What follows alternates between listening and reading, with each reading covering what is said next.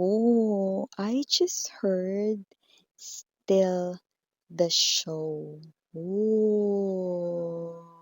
Alam mo yung energy na ang lakas, 'no?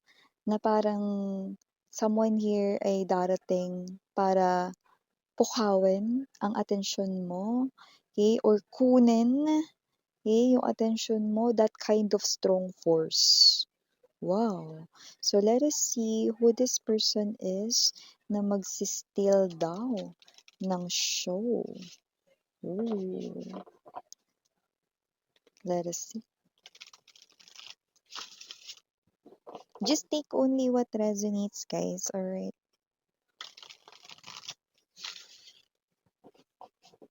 Okay.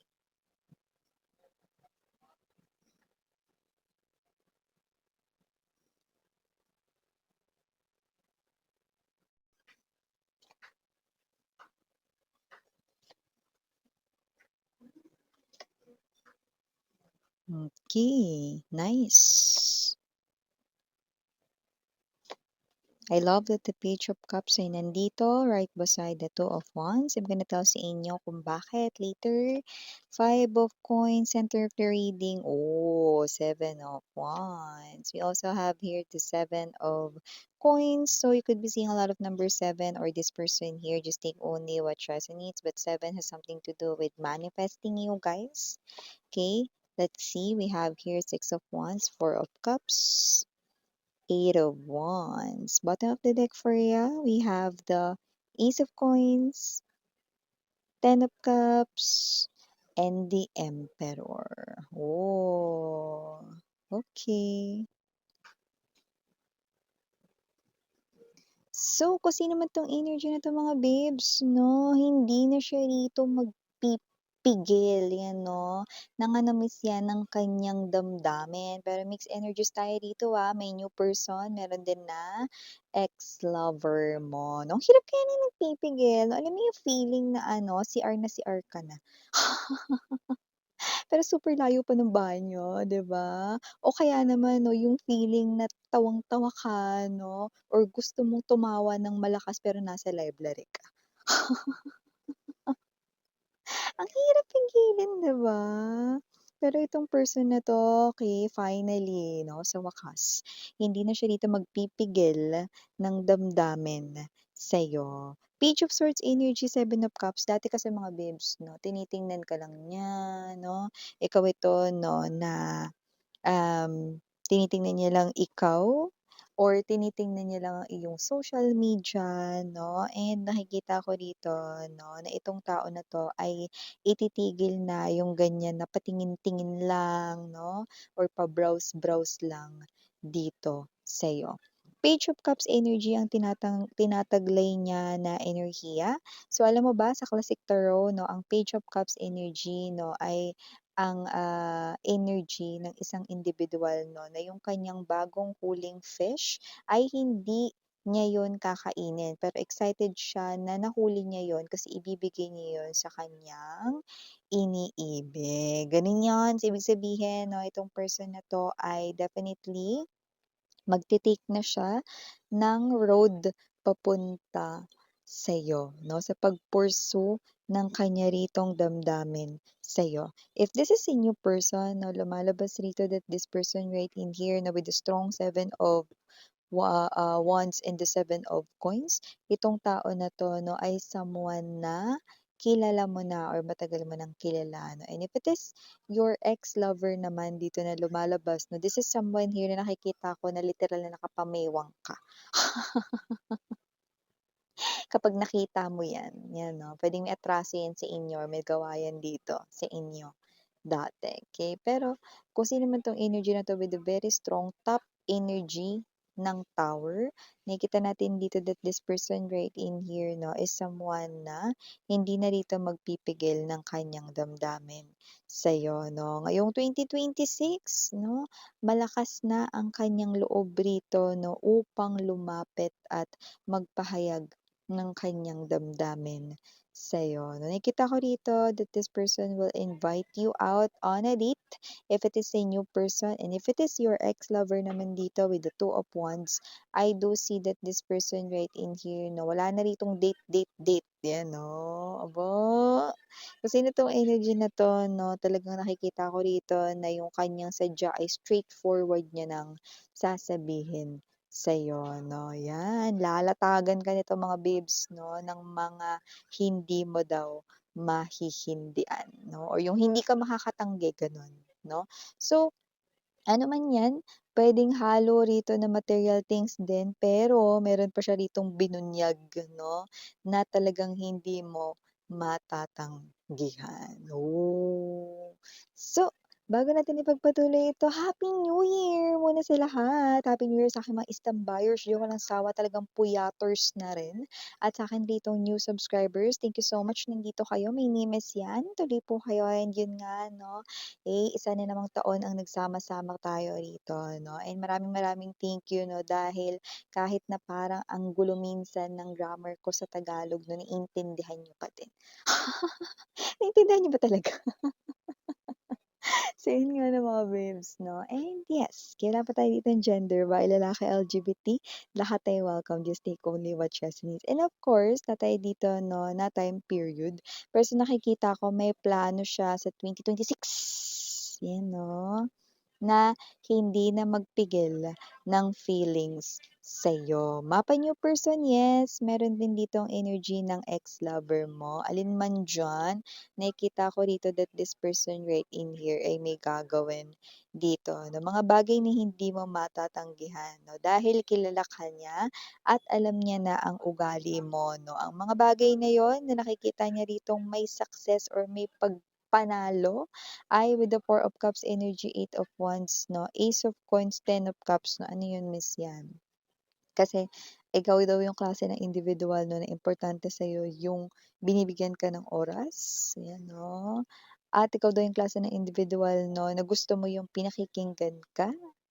At ikaw yung klase ng individual 'no, na ang gusto mo ay yung talagang stick to one and faithful sa'yo for life. Ten of Cups energy, yan yung mga ihahandog niya sa'yo. At talaga ba miss yan? Eh, paano kung yung isa diyan, yan naman yung ikinasira niyan dati? Yeah, I know. Kasi puwedeng yung iba sa inyo, there's an abandonment issue, okey, na lumabas dito 'no. Pero sa nakikita ko rito, handa niya talaga yang panindigan because ang kanyang energy rito 'no, na tataglayin especially ngayong 2026 ay ang enerhiya ng Emperor. Ibig sabihin, this person here ay hindi sisira sa anumang sinasabi niya dito, okey, na binabanggit ko sa inyo. Quality time, check. Okay, bibigyan ka nito ng time kahit pa busy siya sa work, sisiguraduhin niya na makakapag-date pa rin kayong dalawa. Mapa new person man 'yan or mapa ex-lover mo 'no, and pakikinggan ka niya rito 'no, at hindi ka magiging singit lang sa oras niya. Kahit may ginagawa siyang trabaho rito, kung meron kang kailangan, gusto mo siyang kausap or kailangan mo ng kausap 'no, eto siya 'no, isasantabi niya po yung trabaho niya para sa'yo 'no, ay talagang binigyang diin mo dun sa isasantabi. Oo, kasi dati ikaw yung naisantabi 'di ba?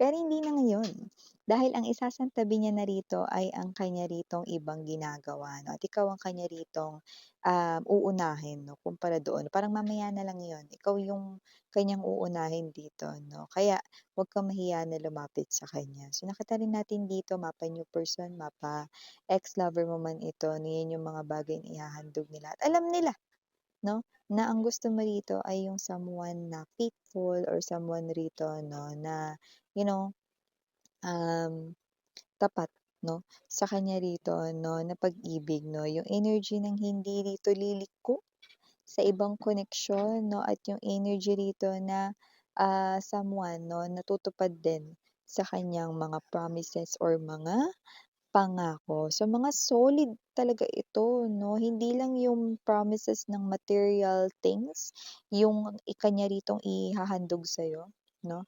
So, kung meron ka mang gusto kahit mahal pa 'yan, pag-iipunin niya 'yan, bibilhin niya 'yan para sa'yo 'no, i-o-offer niya 'yan sa'yo. Pero alam naman niya na hindi talaga 'yan yung pinakagusto mo because yung nagfu-fulfill talaga sa'yo ay walang iba kundi yun nga 'no, oras, true love, yung pagiging faithful nga 'no, and yung nakikinig sa'yo. Na yung 'pag may sinabi ka 'no, "O dapat mga ganitong oras dapat nandito ka na." Yung mga gano'n 'no. Ay naku, mabilis pa sa 4:00. Kahit ex-person 'yan, miss 'yan, oo. Yeah, because the emperor right in here is an energy 'no, na nakikita ko rito na sobrang ginaganahan siya ngayong 2026 'no, na bawiin at i-claim ka niya 'no. Kagaya nga ng binanggit ko sa inyo kanina 'no, this person here could be seeing a lot of number sevens or angel number 77. This person here is manifesting you. If this is a new person, this person here is manifesting you. If this is your ex-lover right in here, this person here is manifesting you back into his or her world, into his or her life. Okay? That's why this energy of emperor ang kanyang tataglayin. Babae, lalaki, LGBT, wala tayo ditong gender, pero kung sino man ito, yan yung mga bagay na hindi lang sa salita, kundi patutunayan niya yan more likely sa gawa. Yan o, lalo na no, parang tick-tock, tick-tock. Clock is ticking, Seven of Cups energy. Possible rin na meron na kasing mga nagti-trigger sa kanya rito kagaya ng baka may mga umaaligid-aligid na sa'yo. Baka may mga nagkakagustuhan sa'yo, nagpaparating ng kanilang mga emotions and feelings 'no, baka kasi maunahan siya, Yun yung bagay na hindi niya hahayaang maganap. Kaya kung sino man 'tong energy na 'to 'no, mabibigla ka rito 'no, sa kanyang mga ipapakita kasi hindi niya pa 'yan napakita sa'yo dati, especially if ex-lover mo ito. So nakikita natin dito 'no, na ito na yung opportunity na super last para sa kanya. May sinasabi siya rito na ito na yung super last na opportunity para sa'kin. Kaya hindi ko hahayaan na ito ay masayang. So, with this Four of Cups energy, Eight of Wands, tuloy ang plano ngayong 2026 'no, sa kanya ritong mga plano, actions na gagawin, okey? So, nakikita ko rito that this person here, bibigyan ka niya ng time, like magkakaroon kayo ng more date or more, bebe time for each other na mga lovey-dovey moments ninyo, 'yan. Magta-travel din kayong dalawa dito 'no, and this person right in here, alam mo kapagka ano, kapagka naging kayo na ulit 'no, ikaw yung papahandle niya dito ng kanyang pinansiyal, mm. Yan 'no, parang sa'yo niya yan, sa iyong mga kamay niya yan ibibigay ano, hindi magrereklamo. So, kung dati nagrereklamo siya 'no, or whatsoever na ngayon mga babes 'no, kusang loob 'no, na yung kanya ritong sahod 'no, eh, diretsong mapupunta sa'yo or ikaw yung magha-handle ng financial things 'no, para sa inyong dalawa. Especially if may plano ka rito, pakikinggan ka niya. If meron kang plano for the future para sa inyong dalawa 'no, this person here is pakikinggan ka niya. Yan, may gano'n siya ritong sinasabi. Eh, siguro ito yung klase ng energy daming kuda dati 'no, lalo na 'pag pagdating sa pinansiyal 'no. 'Pag may nabanggit ka lang something about sa sahod or sa salary niya, lalo na yung sa kanyang side 'no, parang galit agad, 'di ba? Pero ngayon 'no, siya pa mismo yung kusang loob, parang magugulat ka, "Ay, anyari, ikaw ba 'yan? May sakit ka?" So, parang gano'n yung energy mo 'no, isang malaking pagtataka with the tower ang iyong magiging energy dito sa person na 'to. Like puwedeng mag-talk ka sa iyong sarili 'no, mag-self-talk ka na parang, "Anong nangyari dito sa person, siya ba talaga 'to? Kasi parang hindi," Pero siya talaga 'yan 'no. So, I do see that with the Seven of Wands energy as the center of the reading, ilalaban niya talaga ito, okey? No matter kung ano yung maging circumstances, no matter anong klaseng test yung dumating sa inyong life, hindi na siya rito magpapaapekto 'no. This person here is, shielding yung kanyang sarili 'no, itong fan na ito 'no, shield 'yan, okey? Poprotektahan niya rito 'no, yung kahit na ano ritong test, challenges, especially 'no, yung mga words sasabihin ng iba or meron dito na parang, third party na someone else, hindi siya maapektuhan na ng mga ganyan 'no, so hindi. New person, ex-lover 'no, pinoprotektahan niya yung sarili niya rito and hindi mo kailangan mag-alala at ma-bother. Okay, kung sino 'tong energy na 'to, this person here is makakaasa kang iingatan niya na yung kanya rito na na pagbabalik-loob sa inyo. And nakikita din natin dito na yung mga bagay na hindi niya nagawa for you guys dati 'no, kahit yung mga, naiisip mo dito na mga little details lang naman 'no, magagawa niya na yun ngayon for you. Yan nakikita natin dito 'no. At nakikita ko rin 'no, na hindi lang yung loob niya ang kukunin, hindi lang ang loob mo ang kukunin niya, I mean 'no. This person here ay liligawan niya rin ang iyo ritong community, soul tribe, or real people sa life mo, lalong-lalo na ang family mo, yan 'no. Mapa new person man or mapa ex-lover 'no, kung ex-lover mo man ito at parang feeling niya nakakapagod ligawan yung family mo, naku mga babes 'no, hindi yan ang nasa isip niya 'no, dahil mas lalo pa nga siya ditong gaganahan kung una niya rito na mababawi ka 'no, at parang nagbibigay ito 'no ng 100% lakas 'no, mas malakas pa kay Taguro. Nagbibigay ng 100% lakas sa kanya upang, makuha niya rin muli ang loob ng iyong pamilya, mga kaibigan or mga taong, dati-dati mo na nakasama, 'yan. So, for the initials writing here, yes, we do have unang-una na letter K, and dito rin ang letter T. We also have here the letter J. Mawawala ba ang letter E? We also have here I, maaaring hindi lang isa ang letter I sa names niya or names ninyo. Just take only what resonates. And last but not the least, we've got the letter R. Yeah, for some reason yung letter R dito mga bibs 'no, possible na first letter talaga ng name niya kahit hindi ko nakita na capital letter, iyon. Okay, kasi parang iba yung mensaheng binibigay 'no, yung pagkakita ko sa letter R. So yeah, ito yung mga messages right here for you guys. Again, Happy New Year! And again, I'm Yuriana on Sarang Love and Light. 안녕.